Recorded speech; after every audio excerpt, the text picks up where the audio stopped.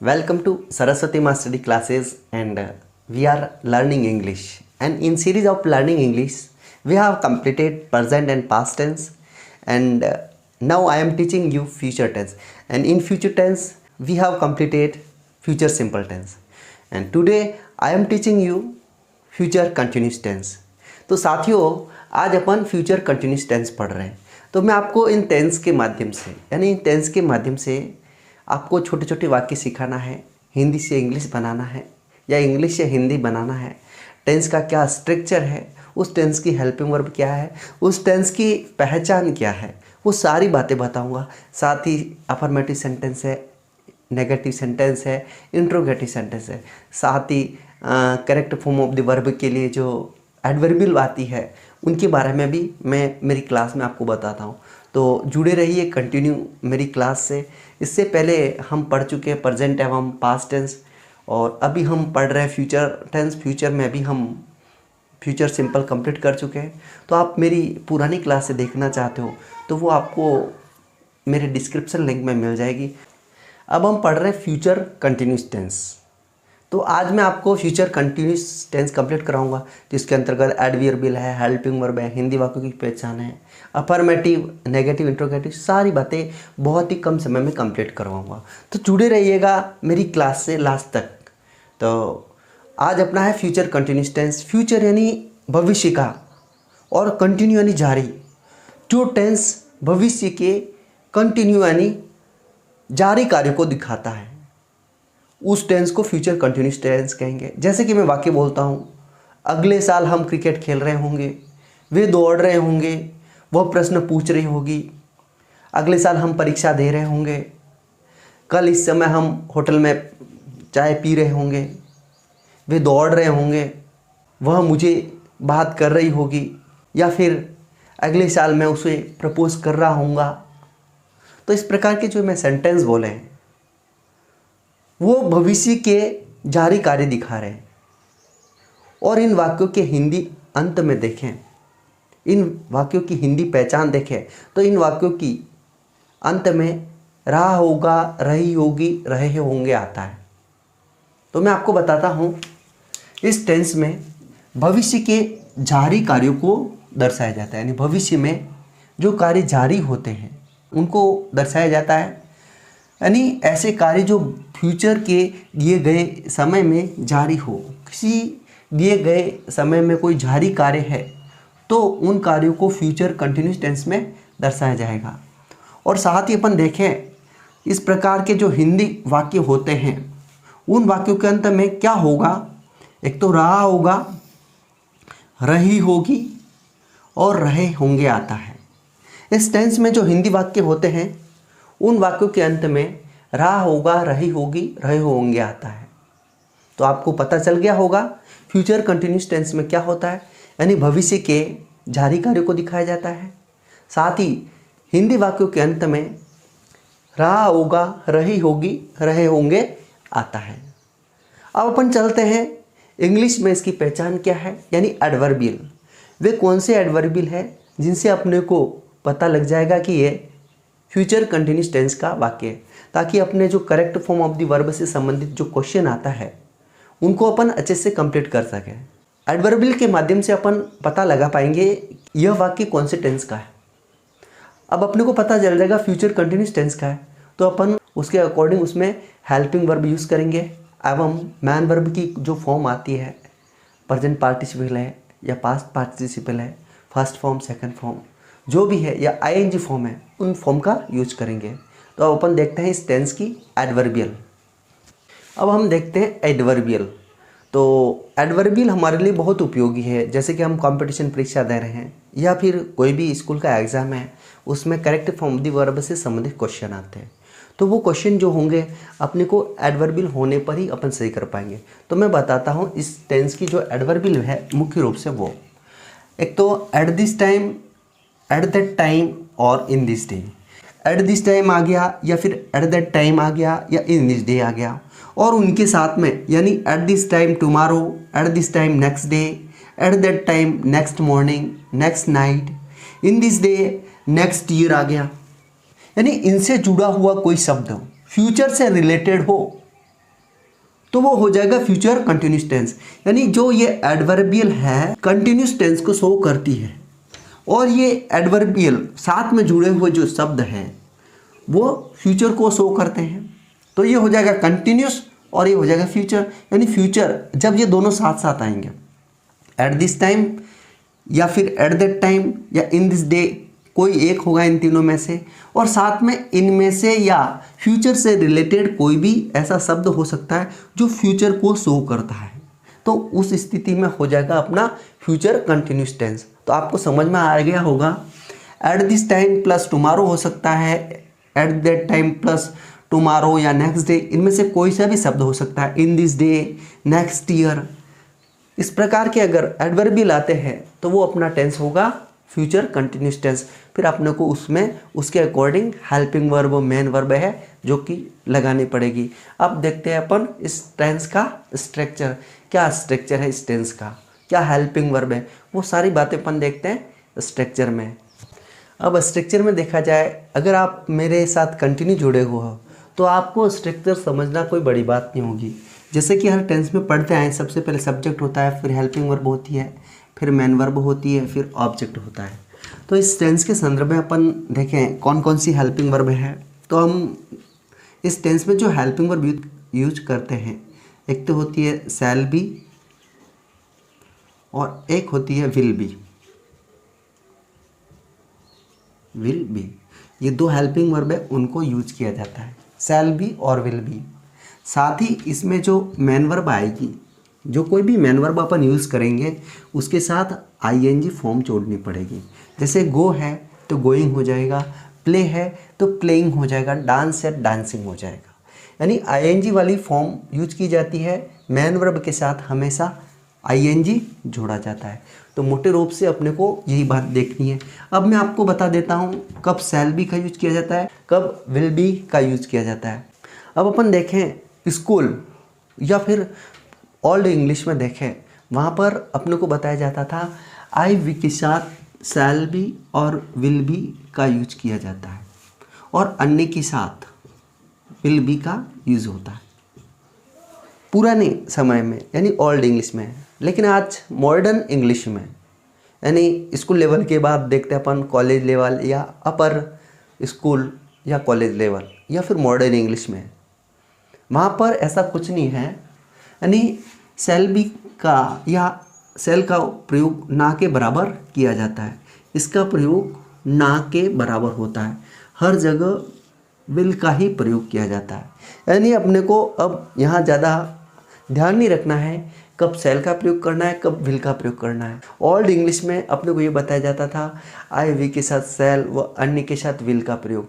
लेकिन आज के टाइम में ऐसा कुछ नहीं है। मॉडर्न इंग्लिश में सब जगह अमूमन अधिकतम विल का ही प्रयोग किया जाता है। तो अपन देखते हैं इसके अकॉर्डिंग अफर्मेटिव सेंटेंस और उनकी करते हैं प्रैक्टिस, ताकि आपको क्लियर हो जाएगा छोटे छोटे सेंटेंस कैसे बनाए जाते हैं इंग्लिश में, साथ ही कैसे उनका प्रयोग किया जाता है, हेल्पिंग वर्ब का प्रयोग कैसे किया जाता है, मेन वर्ब का प्रयोग कैसे किया जाता है। तो उनके लिए हम करते हैं अफर्मेटिव सेंटेंस की प्रैक्टिस। यहाँ अपने पास कुछ अफर्मेटिव सेंटेंस है, तो अपन करते हैं उनका इंग्लिश ट्रांसलेट। कल इस समय वह क्रिकेट खेल रहा होगा, रहा होगा आ गया है तो फ्यूचर कंटिन्यूस टेंस है। कल इस समय इस टेंस का एडवर्बियल है, कल इस समय। अब अपने को बनाना है वह क्रिकेट खेल रहा होगा, तो वह का हो जाएगा ही। अब अपने को हेल्पिंग वर्ब यहाँ पर अधिकतर विल बी ही यूज करनी है, तो ही विल बी। अब खेलने को प्ले बोला जाता है, प्ले। और इस टेंस में MV1 प्लस ING आता है। जब भी MV1 आएगी उसके साथ ING जोड़ना पड़ेगा, तो प्लेइंग हो जाएगा। और ऑब्जेक्ट हो जाएगा क्रिकेट, CRICKET, क्रिकेट हो गया। तो ये हेल्पिंग वर्ब हो गई, ये मेन वर्ब हो गई, प्लस ING हो गया। अब कल इस समय, एट दिस टाइम, ये अपना हो गया टुमारो। एडवर्बियल इंग्लिश में इस टेंस का जो एडवर्बियल है ये आ गया है। अब वह आपको गिफ्ट दे रही होगी, सी विल बी हेल्पिंग वर्ब आ गई, गिविंग आईएनजी आ गया गिव के बाद। मैं एक क्लास वो भी बताऊंगा आपको इस एक क्लास में, जैसे कि मैंने यहाँ पर गिव में आईएनजी जोड़ा तो ये हो गया गिविंग। तो यहाँ पर ये ई हट गया है, तो वो कौन से रूल है, स्पेलिंग संबंधित तो रूल भी आपको अवेलेबल कराऊंगा, जो आपको डिस्क्रिप्शन लिंक में मिल जाएंगे आने वाले टाइम में। तो अभी फ़िलहाल अपन देखते हैं इस सेंटेंस को। यहाँ अपन ने she will be giving gift you, यहाँ ऑब्जेक्ट, ये दो ऑब्जेक्ट हैं। अब अपन देखते हैं नेक्स्ट सेंटेंस। अध्यापक प्रश्न पूछ रहे होंगे, ठीक है, अध्यापक। अब यहाँ पर प्रश्न उठता है, बहुत सारे अध्यापक प्रश्न पूछ रहा होगा। यहाँ पर बहुत सारे अध्यापक हैं। Teachers will be, helping verb दोनों साथ रखेंगे, विल बी आस्किंग, ASK, पूछने को आस्क बोलते हैं, ING लगेगा, क्वेश्चन QUESTIO, क्वेश्चंस, ठीक है। बहुत ही इजी तरीके से अपन यहाँ सेंटेंस बनाना सीख रहे हैं। कैसे बना रहे हैं, अपने को सब्जेक्ट लगाना है, हेल्पिंग वर्ब लगानी है, मेन वर्ब ऑब्जेक्ट लगाना है, बहुत ही ईजी है। इस प्रकार आप छोटे छोटे वाक्य बनाकर, कोई स्टोरी है, प्रश्नों का उत्तर लिखना है, या कोई ऐसे लिखना है, पैराग्राफ लिखना है, किसी घटना के बारे में लिखना है, आप लिख सकते हो। बस छोटे छोटे वाक्य बनाना सीखिए, मेरे साथ जुड़िए, छोटे छोटे वाक्य बनाना सीखिए, फिर आप आपकी इंग्लिश को मजबूत कीजिए। अब आप गाना गा रहे होंगे, यू हेल्पिंग वर्ब आ गई, विल बी। अब सिंग, तो यहाँ पर ING और लगाना पड़ेगा, सिंगिंग और सॉन्ग। आप गाना गा रहे होंगे, आ गया हेल्पिंग वर्ब, मेन वर्ब और ये ऑब्जेक्ट आ गया। मैं कमा रहा होऊंगा अगले साल, ठीक है, अगले साल मैं कमा रहा होऊंगा, ये सेंटेंस है। तो यहाँ अपने सब्जेक्ट हो गया आई, शैल भी लगा सकते हो आप चाहो, लेकिन आज के टाइम में अमूमन विल भी ही यूज किया जाता है, आई विल बी। अब कमाने को क्या बोलते हैं, अर्न बोलते हैं, EARN। अर्न का यहाँ पर अर्निंग हो जाएगा, क्योंकि मेन वर्ब के साथ ING लगानी पड़ती है। अर्निंग नेक्स्ट ईयर, ये अपना एडवर्बियल हो गया, ठीक है। अब देखते हैं हम पुस्तक पढ़ रहे होंगे, तो यहाँ हो जाएगा we will be reading, read का रीडिंग हो जाएगा। बस आपको ये ध्यान रखना है कौन सी हेल्पिंग वर्ब है और कौन सी मेन वर्ब है। रीडिंग बुक, हम पुस्तक पढ़ रहे होंगे। तो ये जो मैंने अफर्मेटिव के छोटे छोटे सेंटेंस बताए, बहुत ही इजी तरीके से बताएं, और आप आसानी से ऐसे छोटे छोटे वाक्य बना सकते हो। तो इसी प्रकार आप प्रैक्टिस करना, और छोटे छोटे वाक्य लिखकर, आपके पास वर्ब्स होती ही है, आपके माइंड में आपको सब्जेक्ट लाना है और उसके अकॉर्डिंग उसके कार्य को सेट करना है, फिर आपको छोटे छोटे वाक्य बनाने हैं। अब अपन देखते हैं नेगेटिव सेंटेंस। नेगेटिव यानी नकारात्मकता आ जाता है, वो खेल नहीं रहे होगा, वह दौड़ नहीं रही होगी, वह सुन नहीं रही होगी, आप पुस्तक पढ़ नहीं रहे होंगे। तो जो नकारात्मकता वाले वाक्य हैं उनको इंग्लिश में बोलते हैं नेगेटिव सेंटेंस। तो अब मैं आपको बताऊंगा नेगेटिव सेंटेंस कैसे बनते हैं, NEGATIVE, negative sentence. Negative sentence में क्या होता है, जो अपने हेल्पिंग वर्ब यूज होगी, जो अपन हेल्पिंग वर्ब यूज करेंगे, पहले शैल बी और विल बी करते थे, और अब नए टाइम में जो हेल्पिंग वर्ब यूज करेंगे, शैल नॉट बी आ जाएगी, will not B. Future simple में अपन क्या करते थे यूज, शैल नॉट और विल नॉट। यहाँ अपने बी और लॉर लग रहा है, या फिर अफर्मेटिव में अपन यूज करते थे शैल बी और विल बी। अब अपने को यहाँ ध्यान में रखने वाली सबसे महत्वपूर्ण बात यह है, जो नॉट लग रहा है शैल बी और विल बी के बीच में लग रहा है, तो शैल नॉट बी और विल नॉट बी अपने को प्रमुख रूप से यही याद रखना है। तो आप समझ में गए होंगे, जो नेगेटिव में अपने को हेल्पिंग वर्ब लगानी है शैल नॉट बी और विल नॉट बी। कहीं ऐसा नहीं हो जाए कि शैल बी नॉट और विल बी नॉट लगा दे, तो वो अपना हो जाएगा गलत। तो आपको हेल्पिंग वर्ब यूज करनी है शैल नॉट बी और विल नॉट बी, और अपने को मेन वर्ब में कोई भी चेंज नहीं करना है, MV1 प्लस ING ही लगाना है, बाकी कोई चेंज नहीं होगा। तो अपने पास यहाँ जो सेंटेंस लिखे हैं उनका ही अपन नेगेटिव बना देते हैं ताकि आपको और अच्छे से समझ में आ जाएगा। कल इस समय वह क्रिकेट नहीं खेल रहा होगा, ठीक है, मैं सॉर्ट कर रहा हूँ।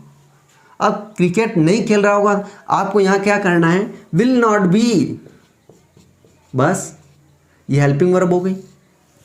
विल बी थी तो विल नॉट बी हो गया, बाकी प्लेइंग का प्लेइंग आएगा, बाकी क्रिकेट एट दिस टाइम वो के वही शब्द रहेंगे। इसी प्रकार इस सेंटेंस को देखते हैं, वह आपको गिफ्ट नहीं दे रही होगी, नेगेटिव में होगा, नहीं दे रही होगी। तो अपने को चेंज ओनली हेल्पिंग वर्ब में करना है, नॉट लगाना है, जो कि यहाँ लगेगा will not be. She will not be giving gift you. अब अपन चलते हैं एक और सेंटेंस, अध्यापक प्रश्न नहीं पूछ रहे होंगे।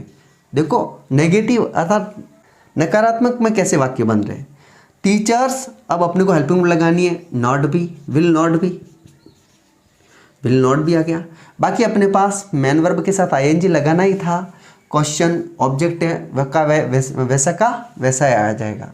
बहुत ही इजी तरीके से अपने ये सेंटेंस बन रहे हैं। आप गाना गा रहे होंगे, अब नेगेटिव में बनेगा आप गाना नहीं गा रहे होंगे। तो नहीं के लिए अपने को हेल्पिंग वर्ब यूज करनी है, विल नॉट बी। बाकी अपने को मैन वर्ब के साथ ING लगानी ही है, ऑब्जेक्ट आ जाएगा, you will not be singing song. मैं कमा नहीं रहा होऊंगा, मैं कमा नहीं रहा होऊंगा, तो हो जाएगा I will not B, I will not B. Negative में कौन सा छोटा सा चेंज है वो इन एग्जाम्पल के माध्यम से आपको ध्यान रखना है। हम पुस्तक पढ़ रहे होंगे, तो हम पुस्तक नहीं पढ़ रहे होंगे, तो यहाँ हेल्पिंग वर्ब हो जाएगी we will not be, we will not be. तो मैं आशा करता हूँ, आई होप दैट आप नेगेटिव को भी अच्छे से समझ गए होंगे। तो आप भी ऐसे छोटे छोटे वाक्य बना सकते हो आराम से, subject, helping verb, main verb plus ING। अब अपना अगला आता है इंट्रोगेटिव, प्रश्नवाचक वाक्य कैसे बनते हैं, तो उसमें के भी मैं आपको डाउट क्लियर कर लूँगा। तो जुड़े रहिए लास्ट तक, बहुत ही कुछ कम समय में मैं आपके इंट्रोगेटिव कंप्लीट कर दूंगा। तो इस तरह अपना हो जाएगा पूरा टेंस कंप्लीट। इंट्रोगेटिव में कुछ डाउट्स हैं वो मैं आपके और अच्छे से क्लियर कर देता हूँ। तो पढ़ते हैं अपन इंट्रोगेटिव सेंटेंस। तो मैं आपको बताता हूँ इंट्रोगेटिव सेंटेंस में क्या स्ट्रक्चर होता है, क्या चेंज होते हैं, वो सारे आपके डाउट्स मैं आपको क्लियर करना चाहता हूँ। तो बने रहिए लास्ट तक मेरी क्लास से। इंट्रोगेटिव सेंटेंस यानी जो प्रश्न वाले वाक्य होते हैं उनको इंट्रोगेटिव बोला जाता है। बस अपने को यहाँ पर ध्यान रखना है, इंट्रोगेटिव में जो चेंज होता है, जो कि अपन हर टेंस में पढ़ते आए हुए हैं। तो यहाँ अपने जो हेल्पिंग वर्ब थी विल बी या शैल बी, तो जो विल लगेगा वो यहाँ लगेगा, बीच में सब्जेक्ट आएगा, उसके बाद अपने यहाँ आएगी बी। यहाँ पर जो अपने को इंट्रोगेटिव में यूज करनी है वो ओनली विल ही यूज करेंगे। जो अपन फ्यूचर कंटिन्यूस के सेंटेंस बनाएंगे उनका जो इंट्रोगेटिव बनेगा वो विल से ही बनेगा। यहाँ अपने को सब्जेक्ट कोई इशू नहीं है कौन सा सब्जेक्ट है, क्योंकि जो अपन सेल से जो क्वेश्चन बनाते हैं, सेल से जो क्वेश्चन बनते हैं वो अनुमति का भाव दर्शाते हैं। तो जो ये अनुमति वाला मैटर है इसको मैं आपको फ्यूचर सिंपल टेंस में क्लियर कर चुका हूँ। अगर इसको और देखना चाहते हो तो आप डिस्क्रिप्शन लिंक में जाकर एक बार फ्यूचर सिंपल ज़रूर पढ़ लेना। वहाँ जाकर आपकी क्लियर हो जाएगा कि सेल से जो प्रश्न बनते हैं वो किस प्रकार अनुमति के भाव में पूछे जाते हैं, अनुमति लेने के लिए पूछे जाते हैं। तो यहाँ जो अपने क्वेश्चन बनेगा फ्यूचर कंटिन्यूस टेंस में वो विल से ही बनेगा। तो सबसे पहले विल आ जाएगा, फिर सब्जेक्ट आएगा और बी आएगा। यहाँ अपने को मुख्य रूप से यह बात ध्यान रखनी है, विल बी दोनों साथ में आगे नहीं लगेंगे। तो यहाँ पर सबसे पहले विल आएगा, फिर सब्जेक्ट आएगा, फिर बी आएगा। अब अपने ये तो हो गया हेल्पिंग वर्ब वाले क्वेश्चन। अब नेक्स्ट होता है WH वाले। तो जो WH शब्द लगता है वो यहाँ पर सबसे पहले WH लग जाएगा। अगर जो WH वाला क्वेश्चन है तो सबसे पहले WH लग जाएगा, फिर विल आएगा, फिर सब्जेक्ट आएगा, फिर बी आएगा, फिर वही MV1 प्लस ING, फिर ऑब्जेक्ट। तो कुल मिलाकर अपने जो क्वेश्चन बनेंगे वो ओनली विल से ही बनेंगे। अगर अपन सब्जेक्ट सेल से कोई क्वेश्चन बनाते हैं तो वो अनुमति लेने के लिए किया जाता है। तो अपने को यहाँ क्वेश्चन ओनली विल से ही बनाना है। अब जो हेल्पिंग वर्ब से क्वेश्चन होते हैं और WH से क्वेश्चन होते हैं उनमें क्या फ़र्क होता है? हेल्पिंग वर्ब वाले प्रश्नों का उत्तर यस या नो में निकलता है और जो WH वाले क्वेश्चन है उनका उत्तर पूरा अलग ही निकलता है। इसके बारे में हम हर टेंस में पढ़ चुके हैं, इसलिए अपने को ज़्यादा पढ़ने की ज़रूरत नहीं है। अब अपन देखते हैं दोनों टाइप के सेंटेंस की प्रैक्टिस, एक तो हेल्पिंग वर्ब वाले और दूसरे हैं WH वाले। तो जुड़े रहिए और अपन करते हैं प्रैक्टिस। क्या वह कार खरीद रहा होगा? अब ये अपने पास उत्तर है, इसमें यस या नो में उत्तर निकलेगा तो ये हो जाएगा हेल्पिंग वर्ब वाला। तो इसमें जो हेल्पिंग वर्ब लगेगी, जो सबसे पहले लगेगी विल, सब्जेक्ट आ गया ही, फिर बी अपने को यहाँ लगाना है। सब्जेक्ट यहाँ पर जो हेल्पिंग वर्ब है दो टुकड़ों में बट रही है, विल यहाँ पर, बी यहाँ पर, और बीच में आ रहा है सब्जेक्ट। तो विल ही बी, अब खरीदने को क्या बोलते हैं? बाय। फिर साथ में ING और लगाना पड़ेगा। फिर कार का कार आ गया अपना ऑब्जेक्ट, पीछे क्वेश्चन आ गया। अब क्या है, इधर इसके जैसा ही सेंटेंस है, वह क्या खरीद रहा होगा। तो ये यस या नो वाला क्वेश्चन नहीं है, इसका आंसर पूरा अलग निकलेगा। तो ये हो जाएगा WH वाला क्वेश्चन। तो यहाँ क्या से संबंधित जो WH वर्ड है वो अपने को पहले लिखना पड़ेगा, व्हाट। ठीक है, फिर आ जाएगा अपना विल जो कि अपन पहले लगाते आए हुए हैं, फिर आ जाएगा सब्जेक्ट ही, फिर अपने को बी लगाना है, फिर बाय का बाइंग हो जाएगा। बस ऑब्जेक्ट है ही नहीं, ये हो गया सेंटेंस। बहुत ही इजी तरीके से बना है। इसी तरह अपन देखते हैं, क्या आप बॉक्स लाद रहे होंगे? तो यस या नो वाला है, तो will you be lord, LOAD, lord का लोडिंग हो जाएगा, लोडिंग बॉक्स, ये हो जाएगा। ये हो गया यस या नो वाला, इसलिए यहाँ पर हेल्पिंग वर्ब से शुरू हो रहा है। अब यहाँ पर अपने आप में अलग है, कौन बॉक्स लाद रहा होगा, कौन, इसके लिए अपने को WH वर्ड कौन सा लगाना है? हु। अभी सब्जेक्ट के रूप में ये आ गया है। अब अपने को हेल्पिंग वर्ब लगानी है, हु विल बी। अब यहाँ पर बीच में सब्जेक्ट नहीं है इसलिए दोनों साथ में आ गए हैं। Who will be loading, LOADING, loading box. बहुत ही इजी तरीके से सेंटेंस बन रहे हैं। अगर आपने मेरे नियम को ध्यान से सुना है या ध्यान से पढ़ा है। क्या हम अंग्रेजी सीख रहे होंगे? तो will we be learn, learn का लर्निंग हो जाएगा, और इंग्लिश, ये हो गया अपना सेंटेंस। बस अपने को ये विल आगे लगाना है, बीच में सब्जेक्ट आ जाएगा, फिर बी और लर्न का लर्निंग। ये यस या नो वाला क्वेश्चन हो गया, यानी हेल्पिंग वर्ब वाला हो गया। अब अपन देखते हैं वे अंग्रेजी कैसे सीख रहे होंगे। इस क्वेश्चन का आंसर पूरा अलग निकलेगा, यस या नो में नहीं निकलेगा। इसलिए अपने को यहाँ पर ऐसा कौन सा शब्द है जो WH को दर्शाएगा, सबसे पहले उसको देखना पड़ेगा, कैसे। अब कैसे को इंग्लिश में कहेंगे हाउ। फिर अपने को हेल्पिंग वर्ब लगानी है विल, फिर दे, फिर बी। सीखने को लर्न, LEARN, लर्न इंग्लिश। बस ये हो गया WH वाला, जो अपने को मुख्य रूप से ये बातें ध्यान रखनी है। तो हम यहाँ पर जो इंट्रोगेटिव सेंटेंस है वो इजीली बनाना सीख गए हैं। बस अपने को यहाँ पर जो इंट्रोगेटिव सेंटेंस बनेंगे वो विल से ही बनेंगे, सेल से नहीं बनाना है। अगर अपन सेल से कोई क्वेश्चन करते हैं, शैल I play, shell I dance, क्या मैं डांस करूं, शैल आई गो देयर, क्या मैं वहाँ जाऊं। जब अपन अनुमति लेते हैं किसी से तब अपन सेल का प्रयोग क्वेश्चन के रूप में कर सकते हैं। तो जो सेल से प्रश्न बनते हैं उनके अंत में गागे गी नहीं आता है, शैल आई प्ले, क्या मैं क्रिकेट खेलूँ? शैल आई डांस, क्या मैं डांस करूँ? शैल आई रीड, क्या मैं पुस्तक पढ़ूँ? शैल आई राइट, क्या मैं लिखूँ? तो इनके पीछे गागे गी नहीं आता है जो शैल से क्वेश्चन। गागे गी उन्हीं प्रश्नों के आगे आएगा जो प्रश्न विल से स्टार्ट होते हैं। तो अपने को जो फ्यूचर टेंस से संबंधित क्वेश्चन स्टार्ट करते हैं, जहाँ फ्यूचर टेंस से संबंधित जो क्वेश्चन करते हैं वो ओनली विल से ही बनेंगे। ये डाउट आपकी क्लियर कर लेना।